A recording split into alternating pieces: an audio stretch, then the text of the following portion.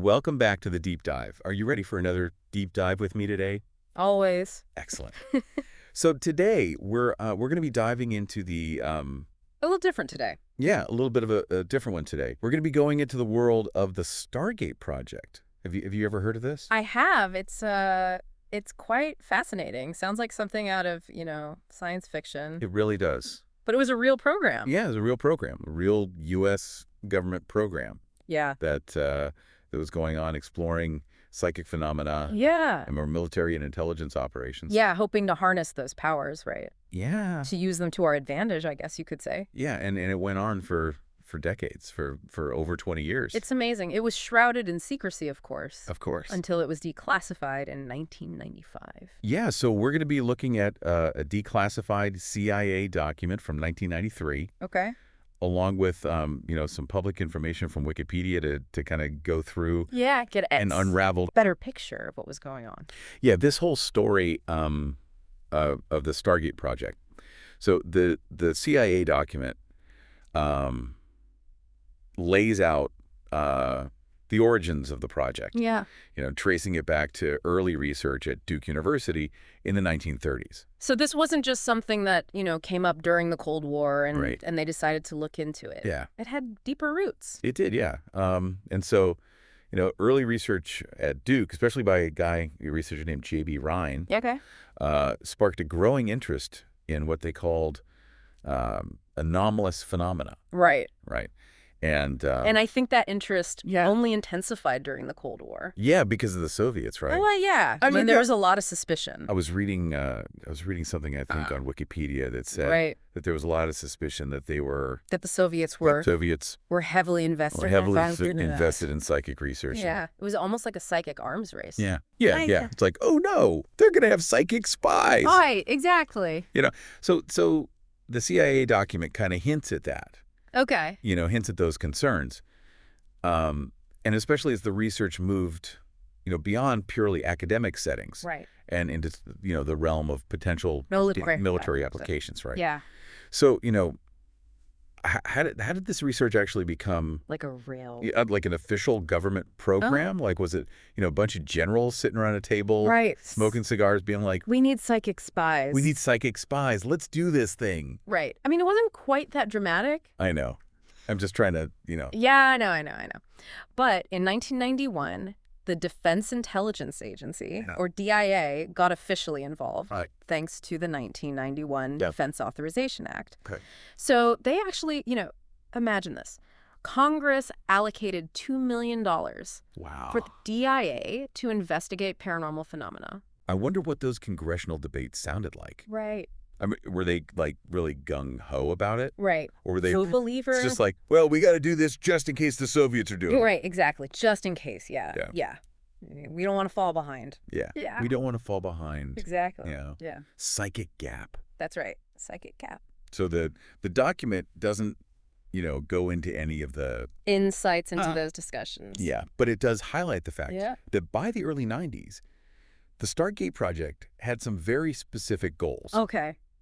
So they weren't just like Messing around with ESP in a lab. Yeah. They were hoping to use this for like real intelligence gathering. Yeah, for intelligence gathering. Yeah, but it went beyond just spying, right?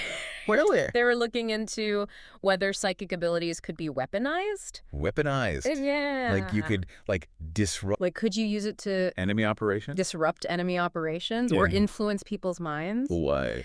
And they were also trying to figure out if these skills could be transferred to civilian billets. So not even just psychic soldiers. Not even psychic accountants and stuff. Right. I mean, That's what they were looking into. what kind of So it was pretty broad, the scope of the project. what kind of results were they getting Yeah. to justify this level of funding? Right. I mean, for over 2 decades. Of over 2 decades, Yeah. And the document, unfortunately, doesn't really get into Right. the specific outcomes, or at least not a lot of them. Yeah. But it does mention that as late as 1995, 3 full-time psychics were still employed by the project, Really? working on a $500,000 a year budget at a Fort Meade.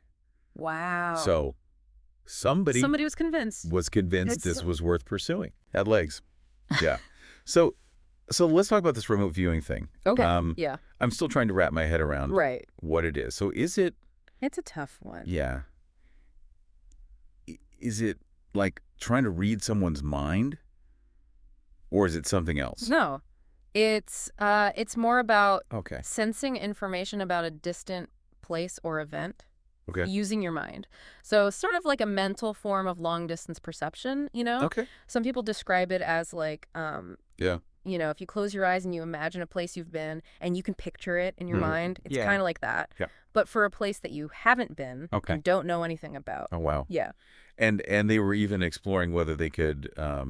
see into the future? See into the future, which they called precognition. Yes, precognition. Wow. So they were kind of trying to predict events before they happen. Yeah, that was a big one. Wow. Did they, like, actually believe this was possible? Well, I mean, the document suggests that while the primary focus was on gathering intelligence about current events and locations, they were certainly open to the possibility of precognition. I mean, they were really exploring all sorts of possibilities, really pushing the boundaries of, you know, what we typically think of as perception. Right. Yeah. And so how did they even go about how do you even testing this? Test that. Yeah. Was it just, like, sitting in dark rooms? Right. Staring at crystals? You know, not quite. I mean, they had to develop some pretty intricate methods for testing and training remote viewers. Okay. The document actually includes some really fascinating visuals that give us a little bit of a glimpse into what these sessions look like. So they weren't just winging it. No, no. They had some kind of a... Okay. What kind of tasks were they giving these remote viewers? Well, they highlight a few different types of tasks, which they illustrate with figures. For example, there's something called close location, real-time beaconing, which is basically where the viewer is trying to describe a specific location that someone else is visiting. At that moment. At that very moment. So you're, like, describing a place you've never been. Yeah. In real time. Yeah. Trying to describe what that person is seeing and experiencing. That's crazy. Yeah, it's pretty wild. What else they do? What else did they do? They also had something called close-in. Shielded viewing. Where the viewer is given only limited information about the target, like coordinates. And they have to try to describe what's there. Wow. And then there's long-distance retrocognitive viewing, where they try to describe events or places from the past. So they were... So that was kind of their... Trying to see in the past, too. Yeah, see into the past. Wow. This is getting more and more like science fiction. It's pretty wild. By the minute. Yeah. You mentioned figures. Yes. In the CIA document, what did those show? Yeah. Well, they actually show some of the descriptions and sketches made by the viewers during these sessions. So, for example, one viewer describes a facility as having some kind of diagonal trough up in the air, while another describes a particle accelerator as pure energy circulating. So... Very interesting. So pretty... Vague. A little vague. Were they ever able to provide anything more concrete? You know, that's a great question. Yeah. And the answer is, believe it or not, sometimes yes. Really? Yeah. Give me an example. Okay. So, in one instance, a viewer was asked to describe a location in Czechoslovakia. That was scheduled to be photographed 24 hours later. So they were going to... They were going to take an actual photograph and compare it to what the viewer described. So the viewer sketched several vertical lines near water. A large round object, like a disc. And some buildings on one side with a boardwalk and vertical lines along the walkway. So that still sounds pretty general. Yeah. But when the photo came back, Yeah. it showed a section of the Danube River with a disc-shaped buoy and a crane. Oh, wow. Pretty close, wouldn't you say? That is pretty close. Yeah. So they were getting... some hits. Along with the misses. Yeah. Right. Did that encourage them to continue? I think it did. But as we'll see... Okay. As we dive deeper into this document... Yeah. You know, there were always doubts and debates about the reliability of these results. Okay. So, not everybody was... And not everyone was convinced. Yeah. That this was a... That they had stumbled onto a real psychic phenomenon. Okay. Yeah. There were always skeptics, both, you know, within the project and in the wider scientific community.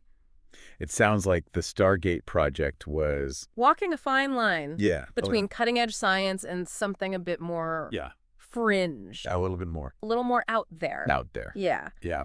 And as we dig deeper into this document, I think we'll see how that tension really played out and ultimately led to the project's demise. Okay. Yeah. Before we move on to that, I'm curious about the people involved. Yeah. Who are these people? Yeah, like, who are these individuals? What kind of personalities? Who are willing to we're drawn explore such unconventional ideas. To this. Yeah. Well, that's where things get really interesting. Okay. Let's meet these psychic pioneers. Yeah. The Stargate project attracted a cast of characters as diverse as the phenomena they were studying, each with their own motivations, beliefs, and approaches. Okay, give me the rundown. Okay, so... who are they and what made them tick? Well, one of the key figures was a physicist. A physicist? Named Hal Puthoff. Wow. That's interesting. I would have expected more. Like parapsychologists or... yeah, psychologists. Like psychologists? Yeah. Involved. Well, Puthoff was actually a respected scientist with a background in lasers and quantum optics. Wow. So not the New Age mystic. Yeah. Not at all. He was drawn to the potential of remote viewing for intelligence gathering. Okay. And believed that there might be a scientific explanation. Makes sense. For these phenomena. Yeah. It seems like they were... so trying to bridge that gap between the scientific and the paranormal. Right. Yeah. Okay. And then there was Ingo Swann, okay. a fascinating character. Yeah, okay. Who actually claimed to have coined the term remote viewing. Wait, so this whole concept of remote viewing came from this guy? Well, according to Swann himself, yes. Wow, okay. Yeah. And he developed a structured set of protocols for the practice. Okay. So trying to, turn what was often seen as a very subjective... intuitive skill into something more objective and measurable. Okay. Right. So bringing some... so he was trying to bring...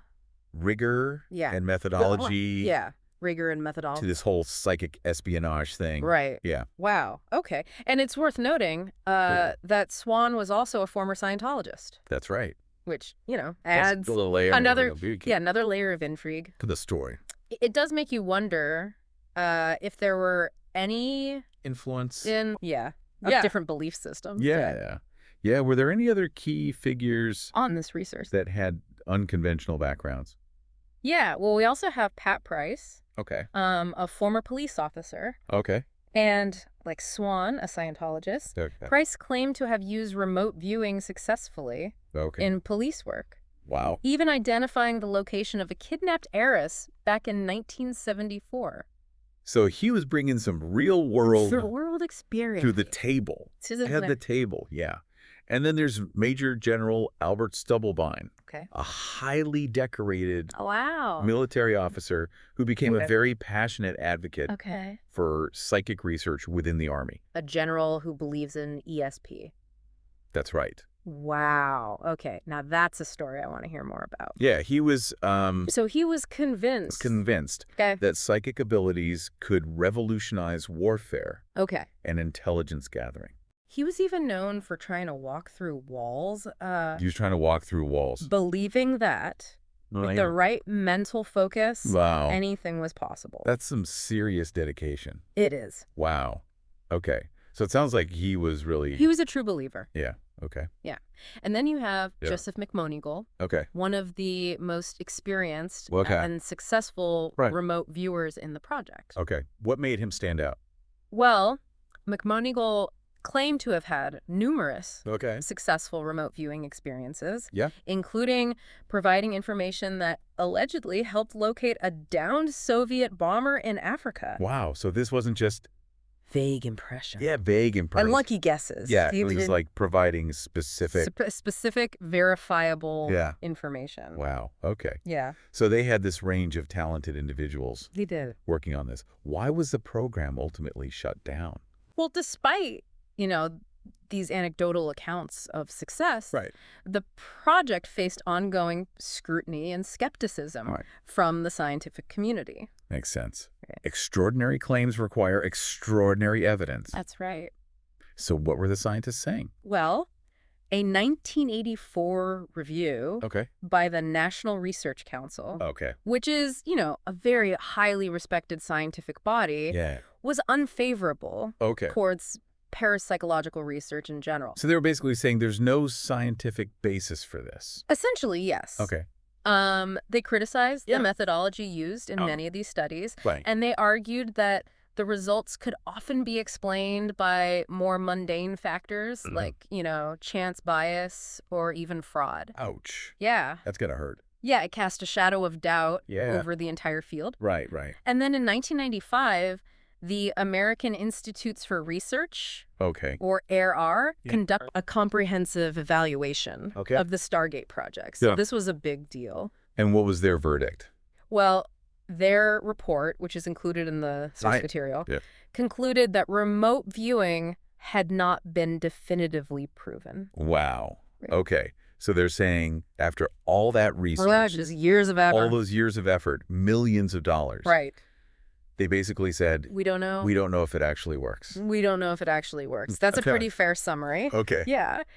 While some researchers involved in the project, like Jessica Utz, argued that there was statistical significance in some of the results, others, like Ray Hyman and David Marks, remained unconvinced. So even within the project, there was disagreement about whether they were dealing with a real phenomenon or not. Wow.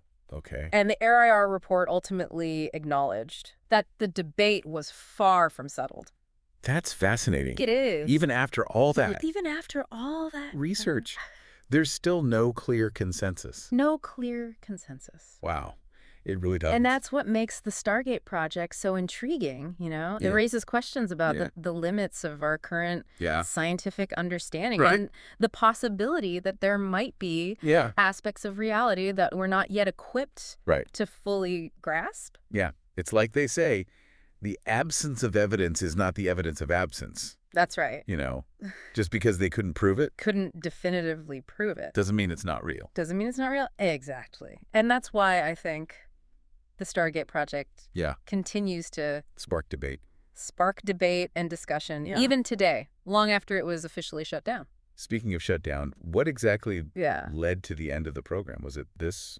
I mean, the AIR report. Lack of scientific consensus. Certainly played a role. It highlighted the lack of what they call actionable intelligence. Actionable intelligence. What's that? Yeah, so that basically means information that is specific and reliable enough to be used in real-world intelligence operations. So they're saying that. So they were saying that, even if remote viewing was real, it wasn't really useful for spying. It wasn't really useful for spying. That was one of their main conclusions. And in 1995, shortly after the release of the AIR report, the CIA, which had taken over oversight of the project from the DIA, decided to pull the plug. So after, over 20 years. Over 2 decades. Millions of dollars spent. Millions of dollars. The Stargate project is laid to rest. It was.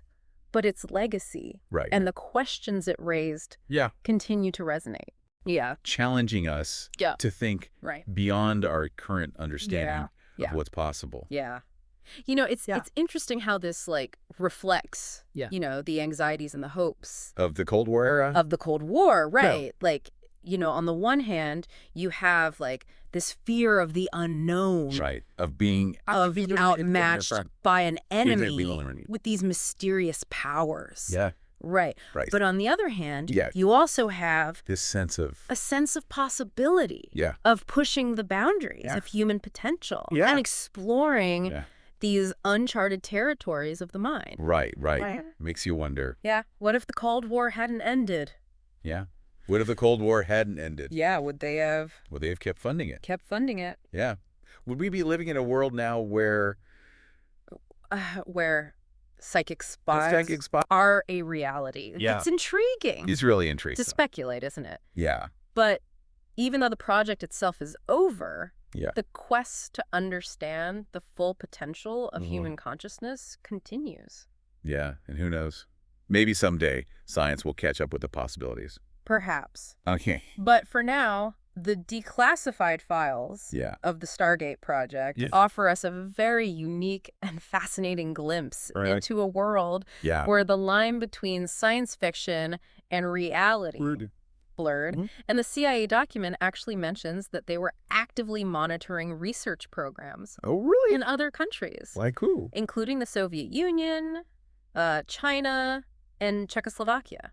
So there really was They were concerned about what other countries might be doing in this field. Yeah.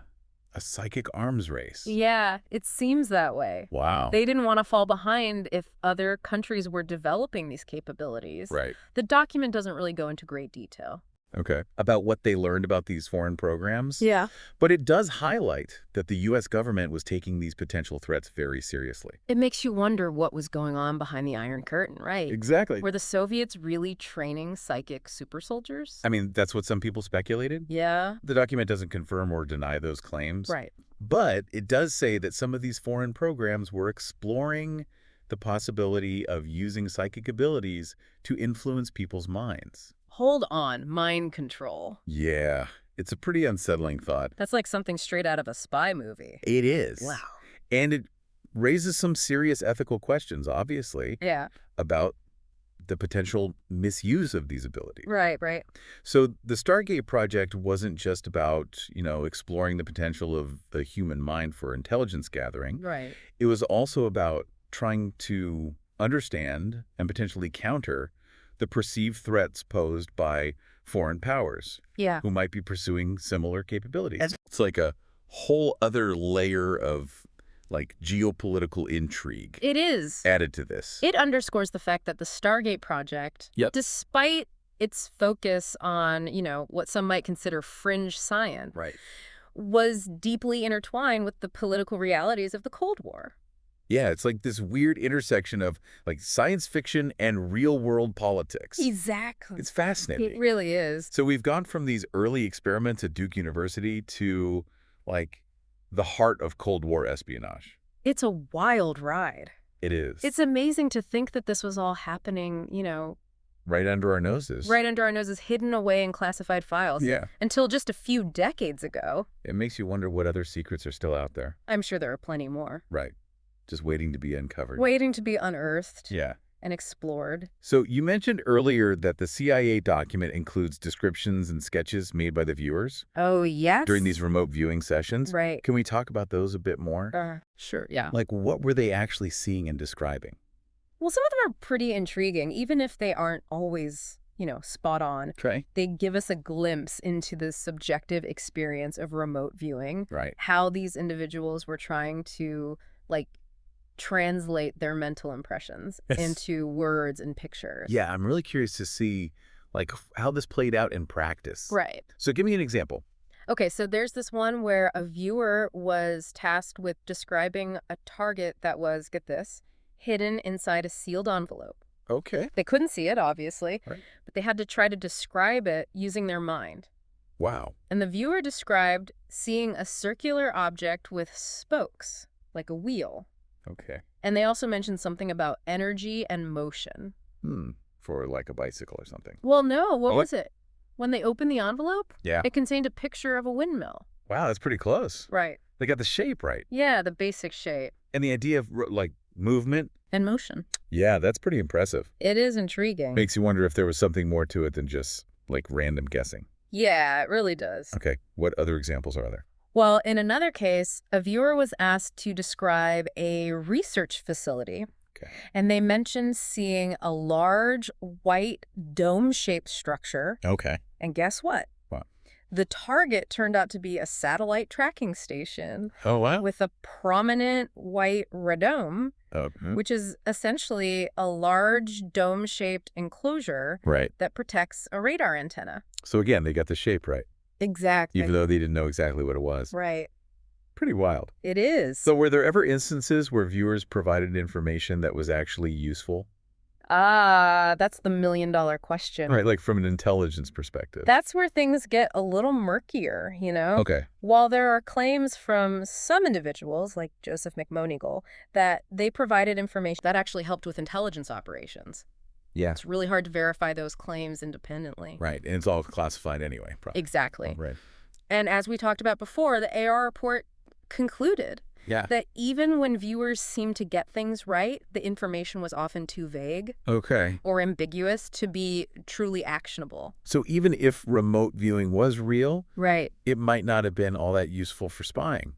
That seems to be the conclusion. Yeah. The CIA's decision to terminate the program suggests they just didn't see enough value to justify keeping it going. It is kind of a bummer, though, isn't it? Yeah. All those years of research. All that effort, all those intriguing stories. And it's just like, well, it might not be real, and even if it is, we can't really use it.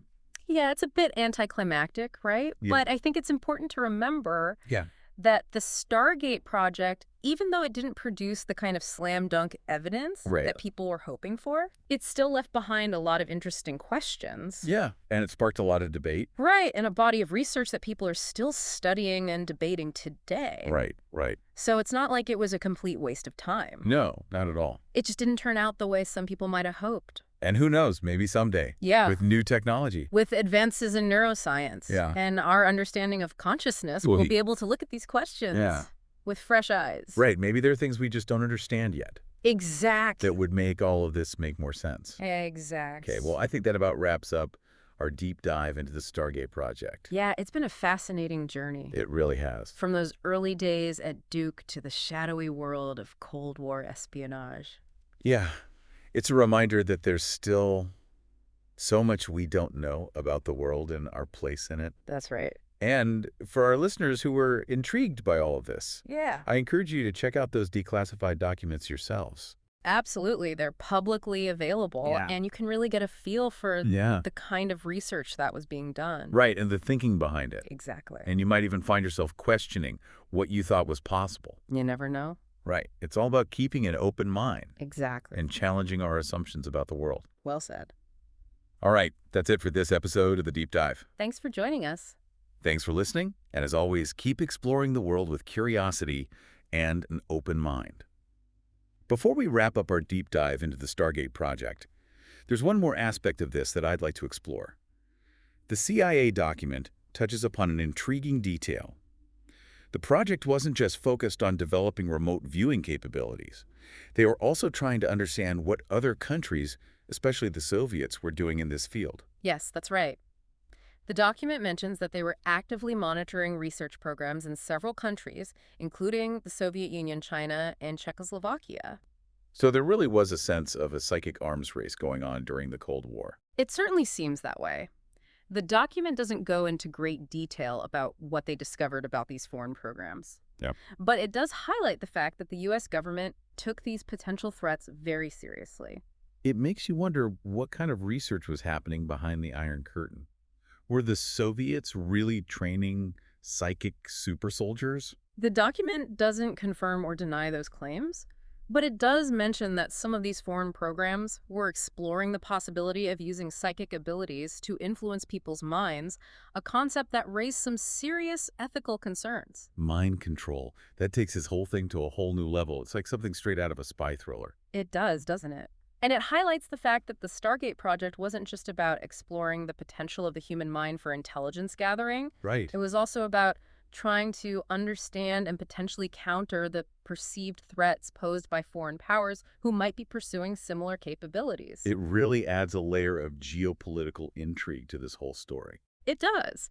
And it underscores the fact that the Stargate project, despite its focus on seemingly fringe science, was deeply intertwined with the political realities of the Cold War era. This has been a fascinating journey going from those early experiments at Duke University all the way to the heart of Cold War espionage. It's amazing to think that this was all happening right under our noses, hidden away in classified files until just a few decades ago. It really makes you wonder what other secrets might still be out there waiting to be discovered. I'm sure there are plenty more stories like this one, waiting to be unearthed and explored.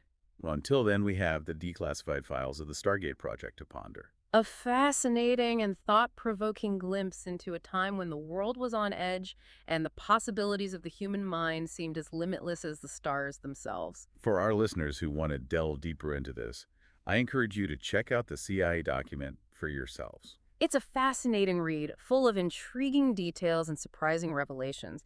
You might even find yourself questioning what you thought was possible. As always, keep those critical thinking caps on And remember that the most important takeaway from any deep dive is the spark of curiosity that it ignites. Well said. I couldn't agree more. And on that note, I think it's time to wrap up this fascinating deep dive into the world of psychic spies and government secrets. Thanks for joining us on this journey, and as always, keep exploring the world with curiosity and an open mind.